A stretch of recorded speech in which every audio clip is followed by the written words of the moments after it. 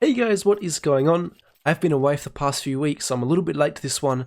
But we're going to talk about Big and Gobby in particular, the utility usage throughout EOS1 Cologne, obviously a bit of a talking point. I want to focus on today Gobby and his Molotov usage. He gets a little bit extra out of his mollies, never really wastes them. You can see there's a very clear idea behind them.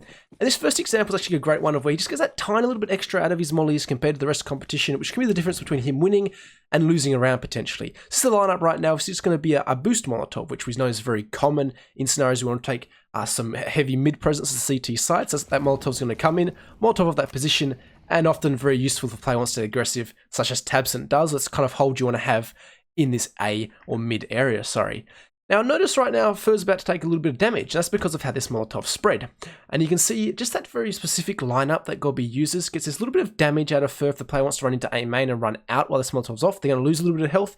Same with if the players were boosting behind where Fur is right now. They don't want to waste the next 8 seconds. They might start to think, let's support my player in A main for a second. And if they decide they want to do this because this Molotov's off, again, they're going to have to run through this Molotov because of how this one spreads that Gobby throws, taking a little bit of damage, which ultimately could be the difference between a player winning and losing a duel later on, which obviously can affect the round as a whole. It's just little things you see from Gobby over and over again, just a slight advantage. It's going to be quite a common theme of this video.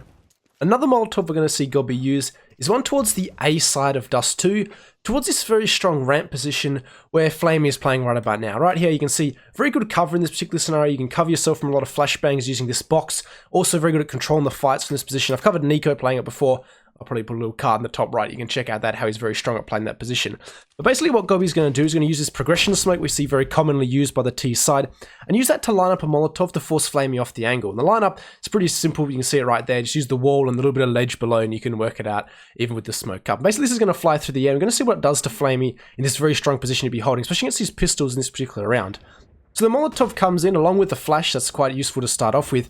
It's going to force flamie back, and this is a very big thing. One, you saw he was about to shoot potentially Smooya when the Molotov forced him back. Secondly, we can see what this does to him. Forcing him backwards, as I talked about a second ago, is going to be the difference between that box potentially covering him from a lot of flashbangs, him going to get totally blind, and basically can't see anything this whole time because he's forced backwards, away from that cover, very susceptible to flashbangs. Also in this position, he's got less control of the fight because he isn't as close to that box. He opens himself up to a lot more angles. So it's a very useful Molotov for this particular scenario. You can see as the players run in with pistols, he's trying to do stuff right now. The flashes keep coming over because he's so far away from that box. He goes down, the plant's able to come in, and it's a very successful pistol round, or forced by in the end from Big. So I like that adaptation, and one you can definitely work out to punish a player who does love to play from that ramp position, such as someone like NiKo, which I've covered before. Now Banana on Inferno is a very heavily contested area. If the T side can take it away from the CTs early round, it's a huge advantage for them. So you often see players making plays such as tabseN does in this scenario here, where they try and jump into this little cubby position with the Molotov to try and just gain some control and pressure the CT side away from this scenario. You can see often the Molotov does come in. We've all seen this hundreds of times on stream or whatever, where the Molotov comes in, they're forced to drop their own smoke or just disappear through the smoke, such as tabseN does here. Down to 45 points of health, you might notice, but he's away safely, does use a little bit of utility, but it's still sometimes worth the risk because it is such a heavily contested and important area of the map to have control of. But you can see it's not a huge risk to the T side, not normally dying in that scenario.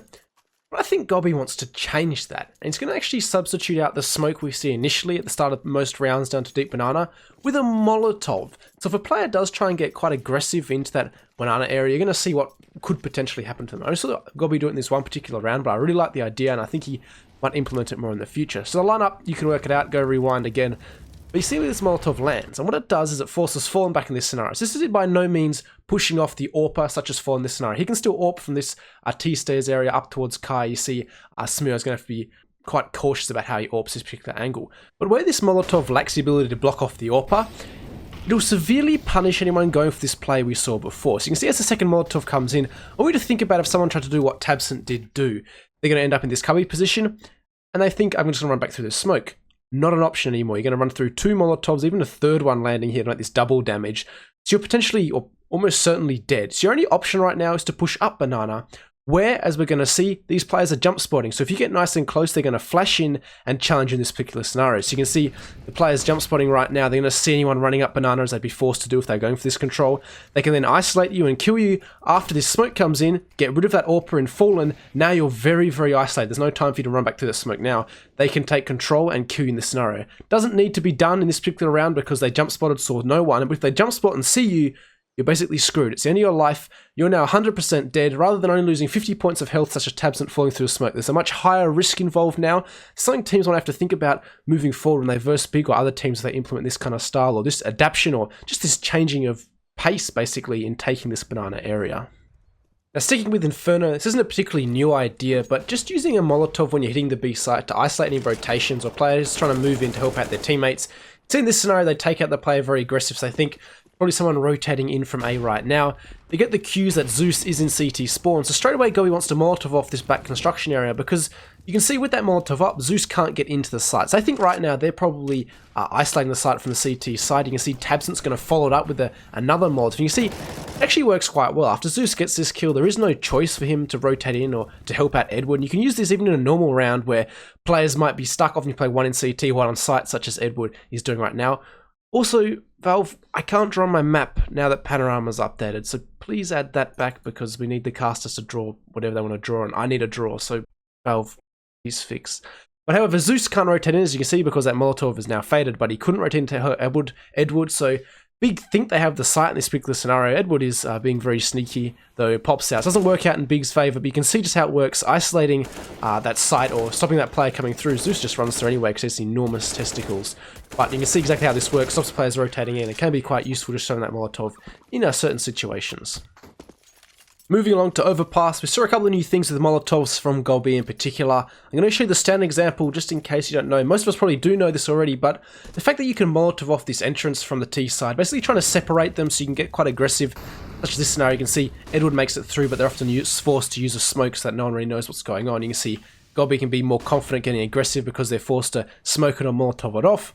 Edward is by himself up here in the playground area. Simple now joining him, trying to play around this smoke. So you see just how that works. I think most of us have seen it before in live games, probably watching streams. It's quite a common Molotov used. However, where things start to get interesting is when Gobi adds this Molotov to clear out the most common spot to hold from. So if your team does get separated, you often have to hold from somewhere in this party area.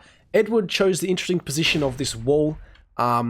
You'd be flashed off right now. You can see that flash did pop right now above Gobi. So if Edward was playing how he played that previous round, he's dead right now. Blind as a bat. That's because Edward has his own play style. But you can see where this other Molotov lands from Gobi. It's over here behind this most common piece of cover you'd see most players, such as players like Device I've seen. I particularly remember using this point of cover. And that's because, obviously, if you do get flashed off, like in this scenario here, you can play around this little piece of wood, hide for a second, then peek out with your own flash, potentially kill Gobi trying to get aggressive. So Molotov, this extra, most likely piece of cover, it's a good way to try and just take a little bit more control, isolate that player, such as we saw Edward in that first clip. And again, just a small thing, extra Molotov used, but could be the potential for you flashing that player out of his comfort zone, his position he's set up in, and getting that extra kill. Nice to open it for your team into the round.